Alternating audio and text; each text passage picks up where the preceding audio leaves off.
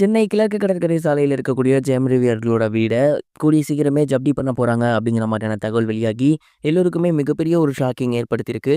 என்ன நடந்திருக்கு அப்படிங்கிறது தான் இந்த ஒரு வீடியோல நம்ம பார்க்க போறோம். தமிழ் சினிமால முன்னணி நடிகரா இருக்கக்கூடிய ஜெயம் ரவி அவர்கள் சமீப காலமாவே ஏகப்பட்ட துன்பங்களை சந்திச்சு வந்துட்டு இருக்காரு அப்படின்னு தான் சொல்லணும். அந்த வகையில சமீபத்துல சென்னை கிழக்கு கடற்கரை சாலையில அங்க ஒரு மிகப்பெரிய பங்களாவை அவரு பேங்க்ல லோன் போட்டு வாங்கியிருந்தாரு. அண்ட் அந்த ஒரு பங்களால அவங்க ஃபேமிலி மெம்பர்ஸோட வச்சு வந்துட்டு இருந்தாரு. ஆர்த்தியை விவாகரத்து பண்ணதுக்கப்புறம் அந்த ஒரு வீட்டுக்கு அவரு போறதில்ல.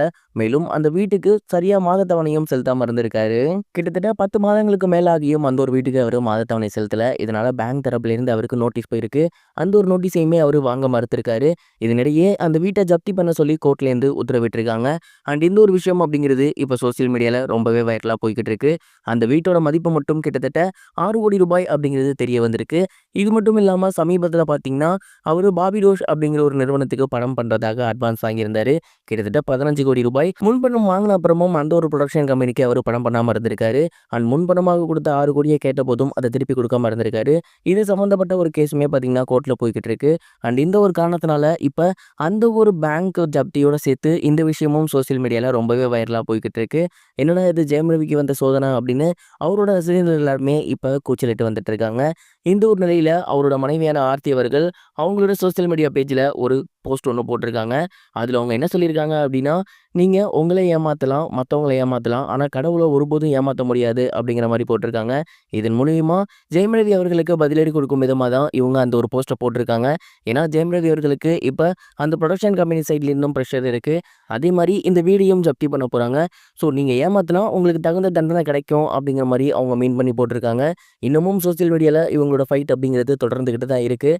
இந்த ஒரு விஷயத்தை பற்றி நீங்கள் என்ன நினைக்கிறீங்க? மறக்காம கமெண்ட் பாக்ஸில் ஷேர் பண்ணுங்க. இது ஒரு புறம் இருக்க, நடிகர் விஷால் அவர்களோட புதிய படத்தோட டைட்டில் அனௌன்ஸ்மெண்ட் நேற்று ரிலீஸ் ஆகி ரசிகர்கள் மத்தியில் மிகப்பெரிய ஒரு வரவேற்பை பெற்றிருக்கு அப்படின்னு தான் சொல்லணும். சூப்பர் குட் ஃபிலிம்ஸ் தயாரிப்பில் ரவி அரசு அவர்களுடைய இயக்கத்தில் புரட்சி தளபதி விஷால் அவர்கள் புதிய படம் ஒன்று கமிட் ஆகியிருந்தாரு. இந்த படம் முழுக்க முழுக்க ஒரு ஆக்ஷன் படம் அப்படிங்கிறத பூஜை அன்னைக்கே அவங்க ஷேர் பண்ணியிருந்தாங்க. மேலும் இந்த படத்தில் துஷாரா விஜயன் அவர்கள் ரொம்பவே முக்கியமான ஒரு கேரக்டர் ப்ளே பண்ணுறாங்க. மேலும் அஞ்சலி அவர்களுமே இந்த படத்தில் முக்கியமான ஒரு கேரக்டர் ப்ளே பண்ணுறாங்க. சமீபத்தில் இந்த படத்தோட டைட்டில் டீசர் ரிலீஸ் ஆகியிருந்துச்சு. இந்த படத்தோட பேர் மகுடம் அப்படின்னும் இது முழுக்க முழுக்க ஹார்பர்ல நடக்கிற ஒரு கதை அப்படிங்கிறதும் தெரிய வந்திருக்கு. விஷால் அவர்களோட தோற்றம் அப்படிங்கிறது இதற்கு முந்தைய படங்கள்ல இல்லாத மாதிரி ரொம்பவே வித்தியாசமா இருக்கு. நீல முடி வச்சிருக்காரு. கிட்டத்தட்ட ஒரு டான் கேரக்டர் தான் இருக்கு அப்படிங்கிறது தெரிய வந்திருக்கு. இதை பார்த்ததுக்கு அப்புறம் இதுவரை விஷாலை பார்க்காத ஒரு பரிமாணத்துல இந்த படத்துல பார்க்க போறோம் அப்படிங்கிற மாதிரி அவங்களோட ரசிகர்கள் சொல்லி வந்துட்டு இருக்காங்க. விஷால் அவர்களோட கரியர்லயே மிகப்பெரிய ஒரு பட்ஜெட்ல எடுக்கப்பட்டு இருக்க படம் இந்த ஒரு படம் மிகப்பெரிய ஒரு ஹிட்டா அமைதா அப்படின்னு பொறுத்திருந்து பார்க்கலாம். இது வரைக்கும் கனெக்டிங் டிவிக்கு சப்ஸ்கிரைப் பண்ணனா மறக்காமல் சப்ஸ்கிரைப் பண்ணிக்கங்க. உடனடி அப்டேட்ஸ் பெறுவதற்கு நோட்டிஃபிகேஷன் பெல்லையும் கிளிக் பண்ணிக்கங்க.